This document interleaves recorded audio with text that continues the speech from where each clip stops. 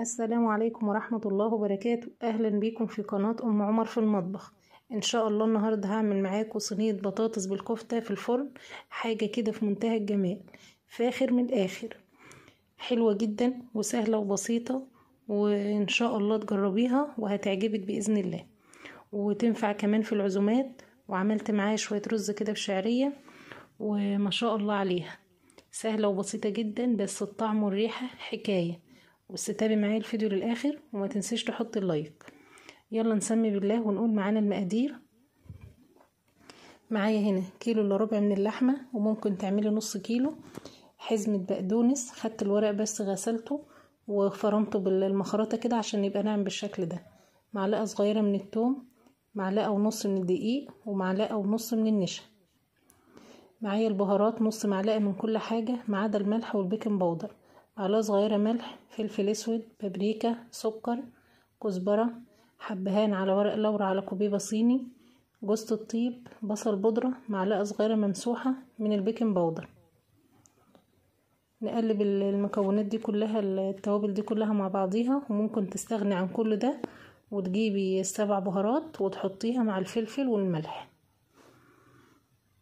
نحطهم كده. ودي معايا بقى عفوا بصلة متوسطة كده بشرتها على المبشرة وحطيتها بالمية بتاعتها. هنا بس التوم معايا كان متفرز فجامد ففركته الاول. وندعك بقى، لازم تدعكي جامد جدا، يعني افضلي عجيني فيها كده لغاية ما تبقى زي الفتل معاكي في ايدك كده، عجيني فيها كويس. لازم بقى الحركة دي، يعني الخطوة دي مهمة جدا، ان انت بعد ما تعجنيها كويس دخليها التلاجة يعني حوالي نص ساعة كده تتشمع معاكي. لازم الخطوة دي ضروري. هنا بعد نص ساعة نجيبها بقى نشكلها. جبت طبق اللي هرص فيه، وطبق تاني فيه معلقتين من الزيت. همسح ايدي بس مسحة بسيطة كده من الزيت، واكورها واعملها كده زي قرص الطعمية. ما تخليهاش تخينة لان هي لسه هتتنفخ تاني شوية وهتكش، فخليها رقيقة وواسعة كده. بس يا ريت لو وصلتي معايا في الفيديو لغاية هنا ما تنسانيش بقى في اللايك والشير والاشتراك في القناة وتفعلي الجرس وتدوسي على كلمة الكل عشان يوصلك كل جديد مني بإذن الله. وشجعوني يا جماعة فضلا وليس أمرا، شجعوني بلايكاتكم الحلوة. هنا بقى حطيت بين كل رق والتاني كيس عشان ما ينفعش احطها فوق بعضيها، لو حطيتها هتلزق مني. انا مش هدخلها الفريزر. انا بعد ما شكلتها على طول جبت طاسة على البوتاجاز فيها حوالي 3 أو 4 معالق من الزيت، وقد صدمة بس ايه للكفتة بتاعتي. هنشمعها بس من الجنبين كده، ولا هتفك منك ولا اي حاجة، والله ما دخلتها الفريزر. بعد ما شكلتها على طول شوحتها بالشكل ده. هقلبها بقى على الجنب التاني. بعد ما خلصتها خالص مكان الكفتة حطيت معلقة كبيرة من الثوم وعليها رشة كزبرة ونشوحها. وبعد كده دي طماطم كنت مخزناها عندي فكانت لسه ما فكتش، فحطيتها بقى ايه تسيح مع نفسها كده على البوتاجاز. تعالوا بقى نطبق الصينية معانا. معايا حلقات من البطاطس، حلقات من الفلفل، حلقات من البصل والطماطم والكفتة بتاعتنا.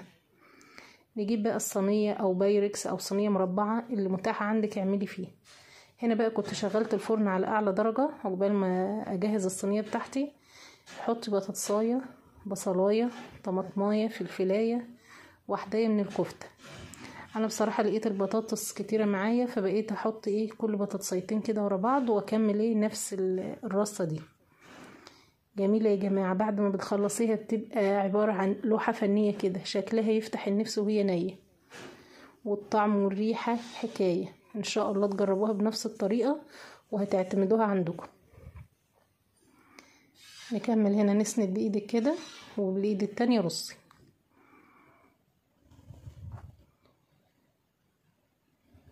هنا بقى اكملها انا بنفس الطريقة كده. شوفوا بسم الله ما شاء الله عليها. هنا بقى التوابل اللي هحطها على الصلصة: ملح، فلفل اسود، سكر، كزبرة، بابريكا، كمون، مكعب مرقة فركاه كده عشان يدوب معايا على طول. هنا الصلصة بعد ما فكت معايا وساحت خالص حطيت عليها التوابل، ونزودها بقى كوبايتين مج كده من المية المغلية علشان تبقى خفيفة، علشان معانا لسه البطاطس مستوتش. فلازم الصوص يبقى خفيف كده علشان يسوي معاكي البطاطس.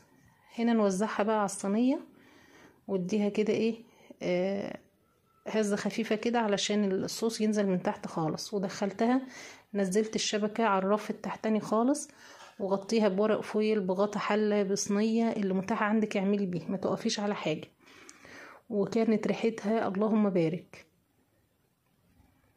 عملت بقى جنبها شويه رز بشعريه، وبألف هنا وشفا على قلوبكم يا رب، وان شاء الله تجربوها وتعجبكم بنفس الطريقه. ويا رب الفيديو يكون عجبكم، واشوفكم ان شاء الله فيديو جديد، ومع السلامه.